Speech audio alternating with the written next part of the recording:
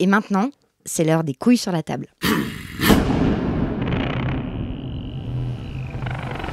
Épisode 7.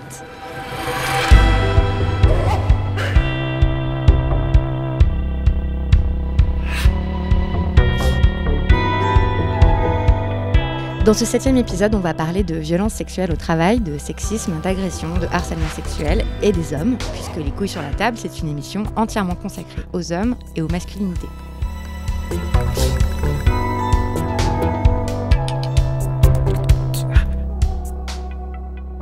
Marilyn Baldec, bonjour. Bonjour. Vous êtes une militante féministe, vous êtes déléguée générale d'une association que j'aime beaucoup, c'est l'AVFT, l'Association contre les violences faites aux femmes au travail. C'est notamment grâce à cette association que le harcèlement sexuel est puni par la loi, puisqu'elle existe depuis 1985, c'est ça ? C'est ça. Vous, Marilyn Baldec, vous militez dans cette association depuis 15 ans. Tout à fait. Donc dans ce cadre-là, vous avez rencontré, conseillé, écouté et entendu parler des milliers de femmes victimes de violences sexuelles au travail. Vous avez aussi assisté personnellement à des dizaines de procès. Donc vous avez vu et écouté des centaines d'individus coupables de ces violences sexuelles au travail. Quel est le point commun entre tous ces individus ?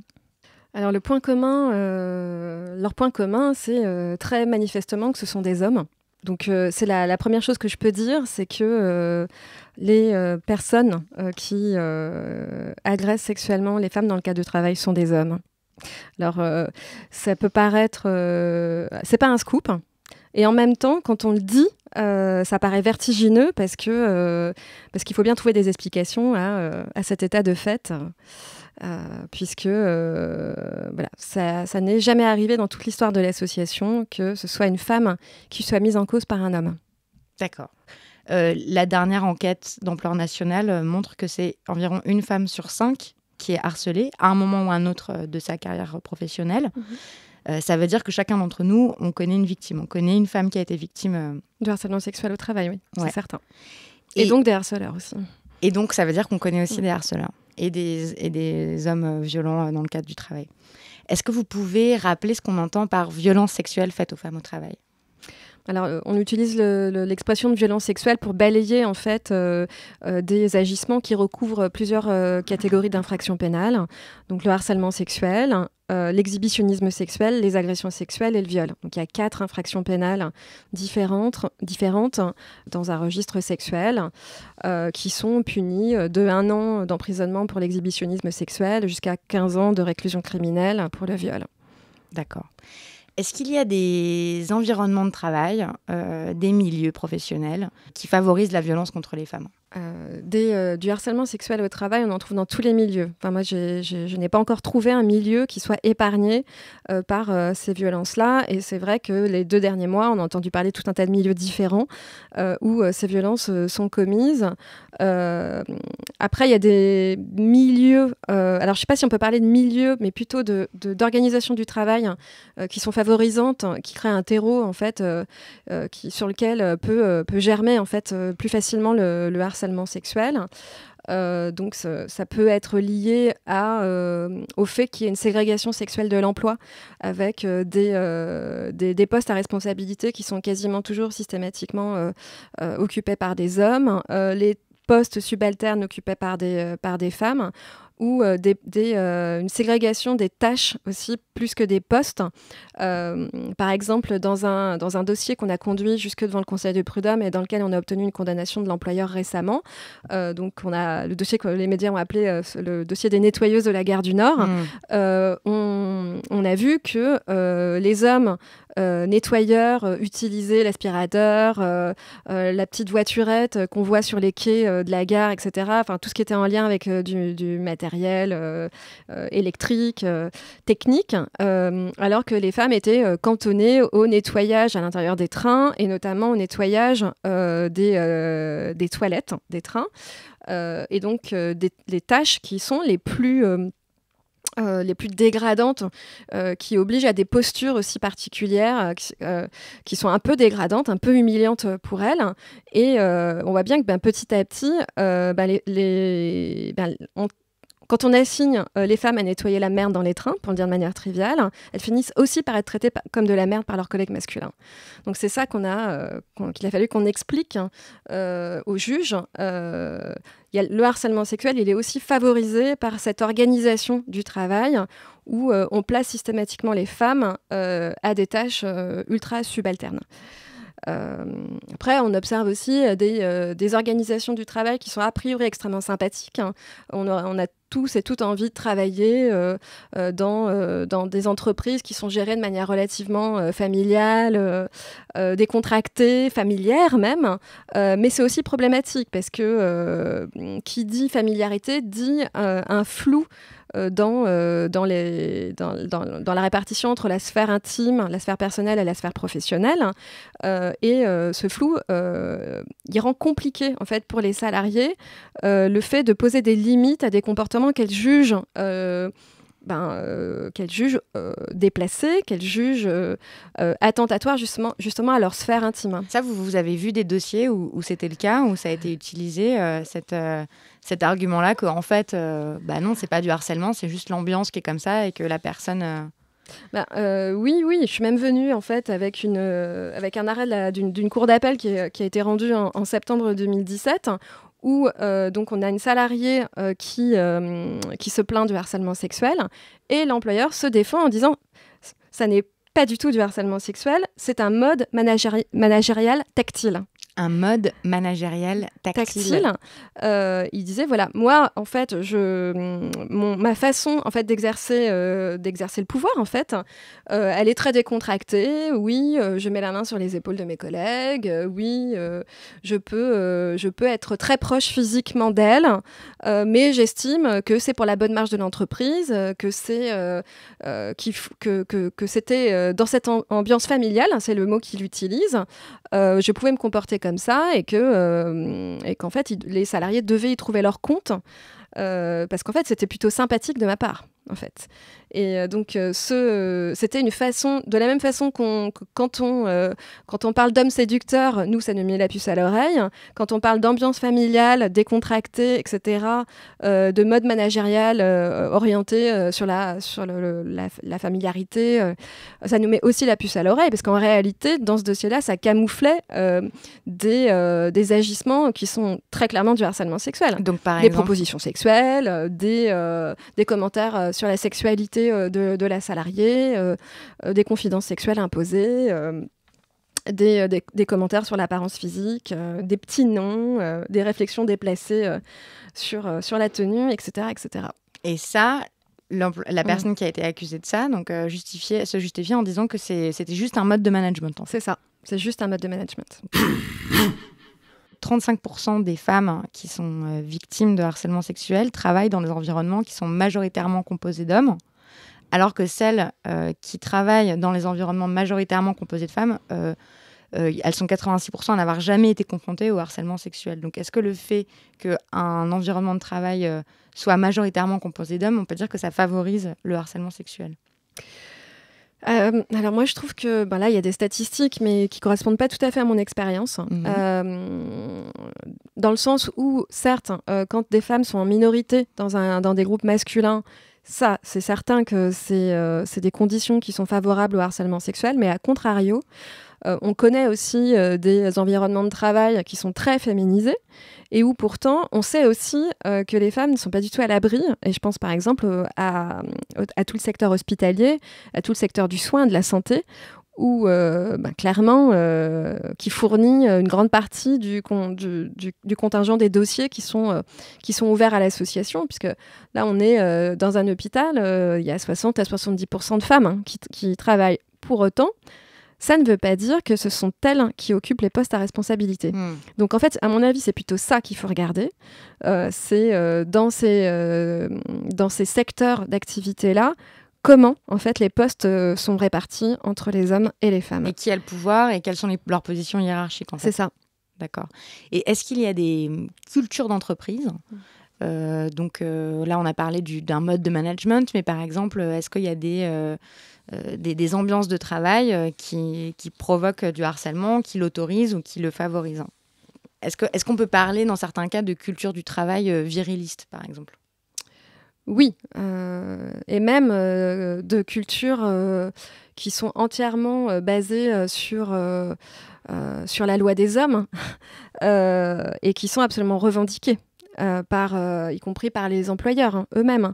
Donc nous, on a eu, par exemple, une procédure à l'association où nous, on disait que cette ambiance-là, c'était du harcèlement sexuel, alors que l'employeur se défendait en disant que c'était pas du tout du harcèlement sexuel, mais au contraire, des comportements qui permettaient de cimenter l'équipe, en fait. Et donc, dans la mesure où cette équipe s'entendait bien, puisqu'elle pouvait décompenser avec des comportements excessivement misogynes, ça participait à la bonne marge de l'entreprise, voire à sa bonne rentabilité. Donc, devant le conseil de prud'homme, puis devant la cour d'appel, l'employeur a fourni en fait un rapport dans lequel on peut lire, moi je l'ai sous les yeux, je peux vous le lire, que les stratégies collectives de défense fondées sur la virilité trouvent toute leur place dans certains milieux professionnels, que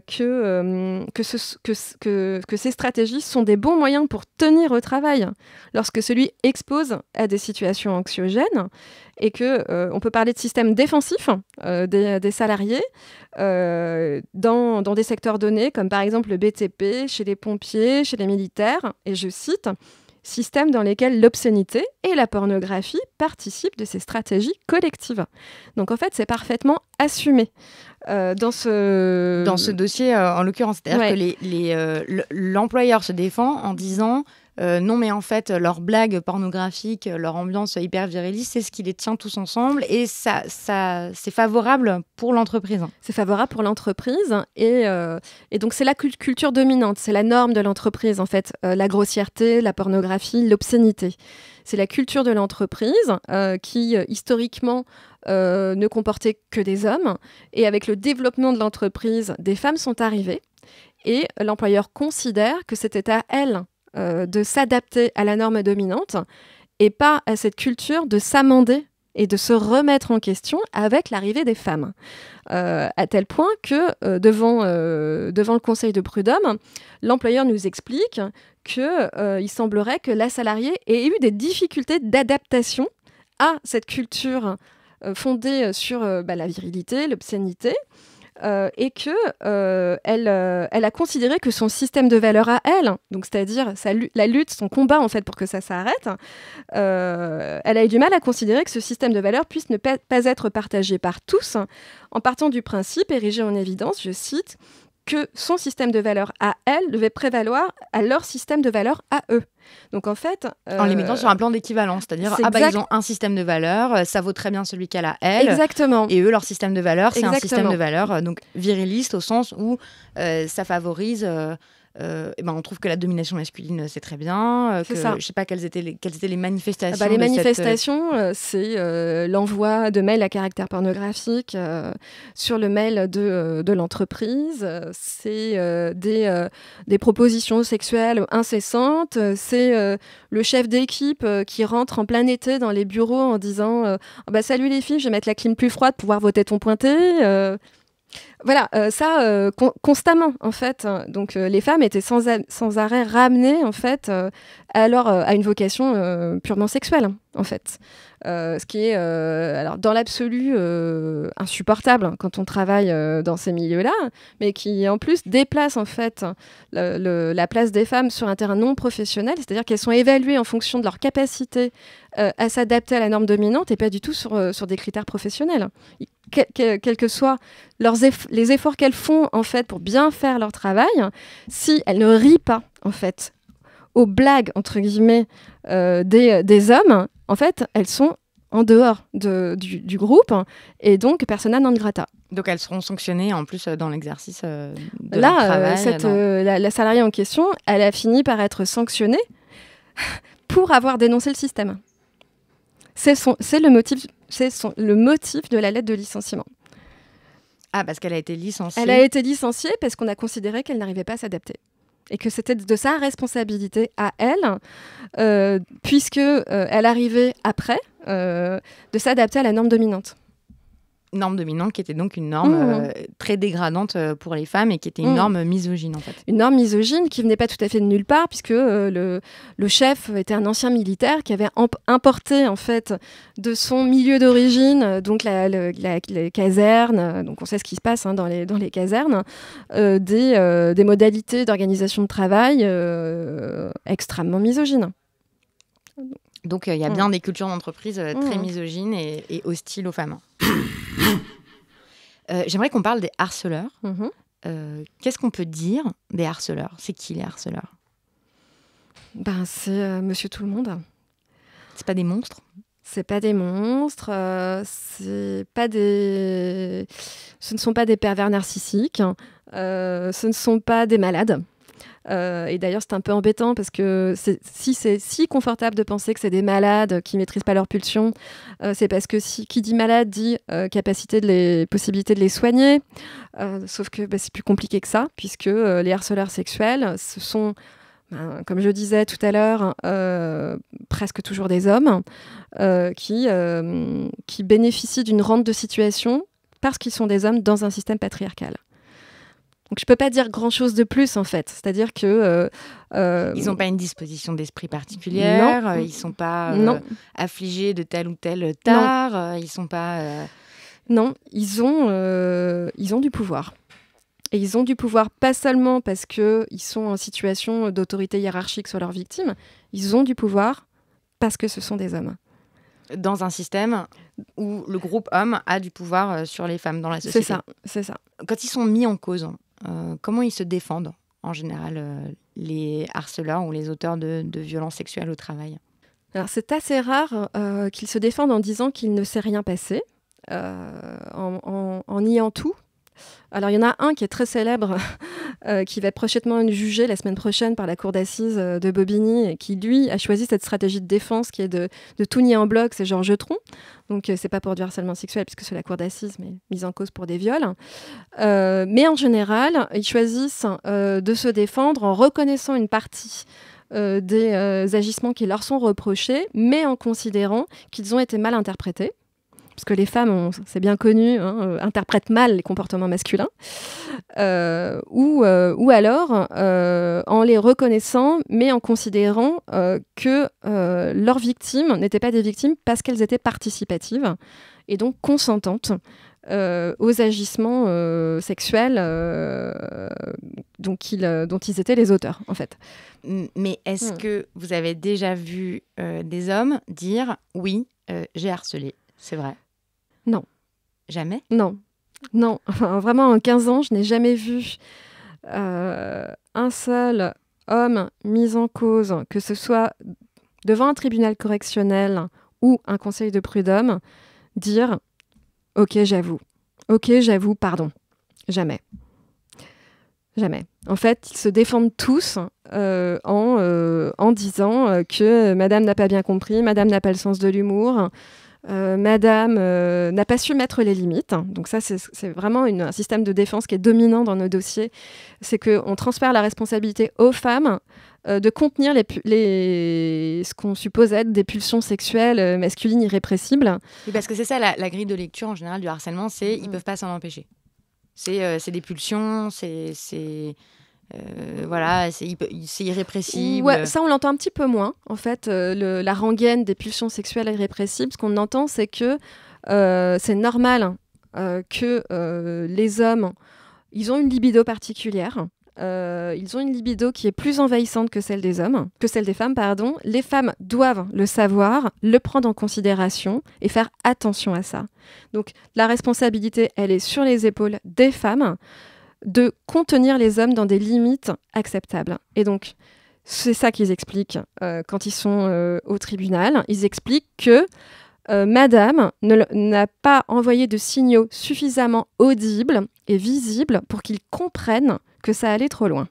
C'est comme ça qu'ils se défendent. Oui, donc c'est la faute des femmes. C'est la faute des femmes. Donc ils disent, moi je ne comprends pas si elle m'avait dit non tout de suite. Pourquoi elle m'a pas mis une gifle, hein? Pourquoi elle ne m'a pas recadré tout de suite? Ah, moi j'aurais arrêté tout de suite. Hein. C'est ça qu'ils disent. Sauf qu'ils sont en situation de pouvoir parce que la plupart du temps, ce sont des chefs, parce que ce sont des hommes. encore une fois, dans un système qui est fondé sur la domination masculine. Et donc, c'est beaucoup trop facile pour eux de se défendre comme ça, parce que quand on est harcelé par son chef, on ne peut pas, en fait, mettre une claque. On ne peut pas recadrer. On ne peut... Enfin, la marge de manœuvre des femmes, elle est extrêmement étroite, et donc elles mettent en place des stratégies de contournement, d'évitement. Elle reste silencieuse en se disant que ça va lui passer. Et elle considère que, en fait, opposer une fin de non-recevoir par le silence devrait être suffisant pour qu'ils comprennent, en fait. En fait, ce que les femmes pensent, c'est que qui ne dit mot ne consent pas.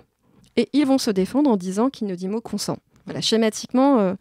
Et bon, c'est quand même pas un malentendu. Enfin, eux, ils n'arrêtent pas de dire que c'est un malentendu et tout, mais bon, c'est quand même, on peut discuter. Non, quoi, on voit bien dans nos dossiers qu'il n'y a aucune hypothèse dans lesquelles ça peut être un malentendu, en fait. Parce que toute personne normalement constituée, et encore une fois, ce ne sont pas des personnes qui sont un peu zinzin, qui sont pas... ils ont tout ce qu'il faut dans la tête pour comprendre et activer leur neurone miroir, en fait, pour comprendre qu'en face d'eux, ils ont des femmes qui se dérobent. Et se dérober, c'est un signe d'absence de consentement. Et ils sont tout à fait bien équipés pour comprendre qu'à contrario, quand une femme est d'accord, elle le manifeste aussi, par des signes positifs, par de la réciprocité. Donc non, il n'y a aucune ambiguïté possible. Finalement, après tous ces procès, ces centaines de procès auxquels vous avez assisté, est-ce qu'on sait pourquoi les hommes font ça? Je sais que c'est un peu très naïf comme question, mais... En fait, ils font ça parce qu'ils ont le droit.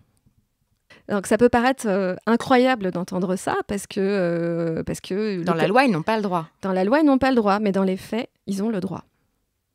Parce que dans les faits, quand les femmes dénoncent et portent plainte, il ne se passe pas grand-chose. Donc c'est pas parce que on a le petit livre ou le gros livre rouge du code pénal qui interdit un certain nombre d'agissements que pour autant ils sont de facto interdits, en réalité interdits. En fait, ça pose la question de l'effectivité de la norme. Et en fait, cette norme, elle n'est pas effective parce que pour qu'elle le soit, il faudrait qu'il y ait une politique publique qui passe notamment par une politique pénale de poursuite beaucoup plus ambitieuse des agresseurs sexuels devant les juridictions répressives. Et donc, je pense que c'est important de rappeler les chiffres.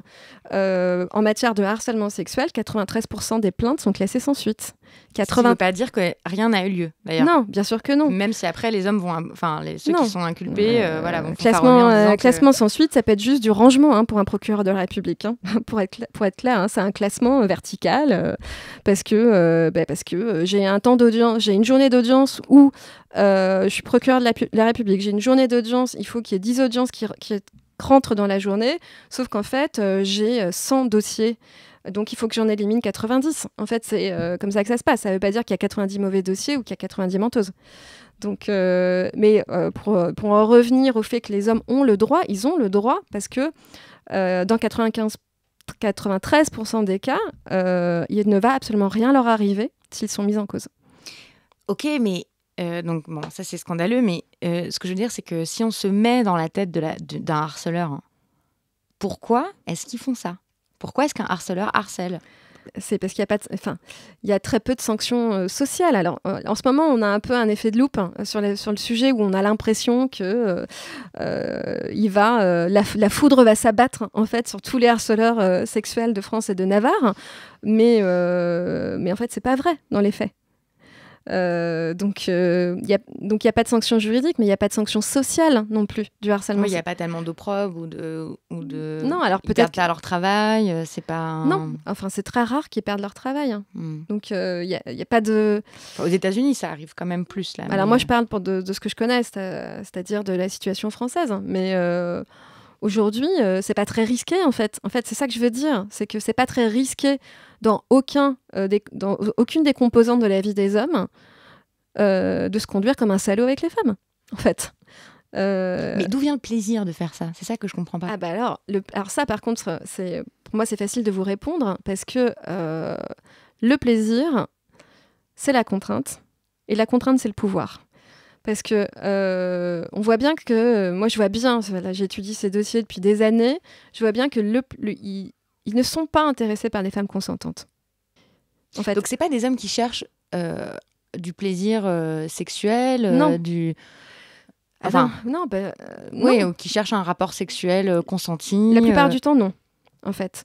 Donc c'est pas l'image genre, du libertin, de l'amoureux des femmes, de l'homme qui adore le sexe et tout ça. C'est pas ça en fait. Non, pas du tout. Non, pas du tout. D'ailleurs, non, pas du tout. Par exemple, dans le dossier qu'on est allé plaider ce matin, vous voulez savoir comment il se défendait, lui ? Lui, il disait que c'était pas possible, ce qu'alléguait Madame, parce qu'il était impuissant sexuellement, et il apportait un dossier médical avec des problèmes de prostate, etc. Et de fait, il a sans doute raison, enfin, sans doute qu'il a un problème érectile. Et donc, du coup, c'est pas ça qu'il cherchait. Mais c'est peut-être justement parce qu'il est en situation, lui, de difficulté par rapport à son pouvoir, par rapport à sa virilité, qu'il voulait imposer à ses salariés des agressions sexuelles. Donc c'est aussi... alors, c'est à la fois... le plaisir est à la fois... né à la fois du pouvoir, de l'exercice du pouvoir, parce que, en fait, faire céder quelqu'un qui veut pas, c'est le nec le plus ultra du pouvoir, en fait. Et de l'autre côté, c'est un moyen de réassurance virile pour les hommes de contraindre les femmes. C'est-à-dire ? En fait, s'ils arrivent à leur fin, ça veut dire que c'est des vrais mecs. Donc, à forcer une femme à avoir une relation sexuelle avec eux, quelle qu'elle soit. Avec elle, ouais. Avec elle, sans qu'elle soit d'accord, c'est un signe de virilité. Oui, et puis, il faudrait revenir aussi sur des centaines d'années de représentation de la sexualité hétérosexuelle, qui est aussi fondée sur des représentations de domination extrême, et puis de manière plus contemporaine, une norme qui s'acculture à la pornographie, à la prostitution, donc aux droits des hommes d'accéder au corps des femmes, même quand elles le veulent pas. Même quand elles le veulent pas. Donc on peut acheter leur consentement. Donc a priori plus depuis l'année dernière parce que c'est devenu une infraction de recourir à une prostituée. Mais voilà, ça reste une infraction très peu sévèrement réprimée puisque c'est une contravention comme quand on grille un feu rouge en gros. Donc le message qui est envoyé c'est que c'est pas si grave que ça. Donc voilà, donc ça fait un environnement qui crée aussi donc une image de la sexualité masculine qui est quand même pas très reluisante et à laquelle certains hommes s'identifient. Donc la vraie sexualité masculine, c'est celle où la plus virile ou la plus puissante, c'est celle où on contraint une femme à avoir des relations sexuelles alors qu'elle n'en a pas envie. C'est ça. Vous dispensez des formations d'entreprise. Quelle est en général la réaction et l'attitude des hommes dans le cadre du travail quand vous dispensez ces formations ? Alors, en général, c'est des formations qui sont vraiment passionnantes parce que on voit nos stagiaires bouger entre le matin et le soir. Donc, au fil de la journée, on voit que ça cogite fort parce qu'effectivement, c'est très dérangeant, en fait. Nos contenus de formation peuvent être assez bouleversants. Quand on est tombé dans la marmite patriarcale depuis toujours. Donc globalement, la plupart vont repartir de là en étant plutôt satisfaits d'avoir été dérangés. Mais parce que c'est des formations qui, pour la plupart, sont la base, ne sont pas des formations obligatoires, donc ce sont des personnes qui arrivent quand même en ayant des prédispositions à réfléchir sur ces questions-là. Mais malgré tout, il y en a quand même toujours une petite minorité qui repart en étant extrêmement résistant au changement, parce que ça veut dire renoncer à des privilèges dont ils ne sont pas prêts de se délester encore. Que peuvent faire les hommes qui sont témoins d'une situation de violence et de harcèlement dans le cadre de leur travail ? Alors, ils peuvent Alors, il y a des écueils à éviter quand on est un homme et qu'on veut intervenir dans ces situations-là. En gros, ce que je pourrais dire, c'est qu'il faut éviter de jouer les oraux et puis éviter d'être, à contrario, un zéro total il faut trouver un chemin entre le zéro et le zéro, quoi, en quelque sorte. Donc on voit des hommes qui arrivent en jouant les chevaliers servants, en disant en jouant les avocats de ces femmes qui n'ont rien demandé et qui donc mettent en place des démarches qu'elles n'ont pas souhaitées, ou en tout cas pas tout de suite, et qui prennent la place des femmes en fait dans ce combat. Donc ça va pas du tout, c'est complètement contre-productif. Et à contrario, des hommes qui, justement, en disant « Ah non, mais les femmes sont des grands... Elles ont obtenu leur libération, le féminisme est passé par là, donc ce sont des grandes filles, elles peuvent se débrouiller toutes seules, ne font absolument rien. » Donc l'idée, c'est de trouver en fait un chemin entre ces deux positions. Et nous, pour nous, le bon positionnement, ça serait de dire moi, je ne vole pas au secours d'une femme, je ne viens pas faire les choses à sa place, mais par contre, je viens dire que moi, à titre personnel, ça me dérange. Moi, en tant qu'homme, je suis incommodée, je suis atteint d'être exposée en fait à une culture machiste, à des comportements misogynes, à du harcèlement sexuel, et je vous demande d'arrêter, pas parce que je prends la défense de telle ou telle femme, mais parce que je vous demande d'arrêter parce que moi, je n'en peux plus, en tant qu'homme. Et donc, dans cette démarche-là, ils ne prennent la place de personne.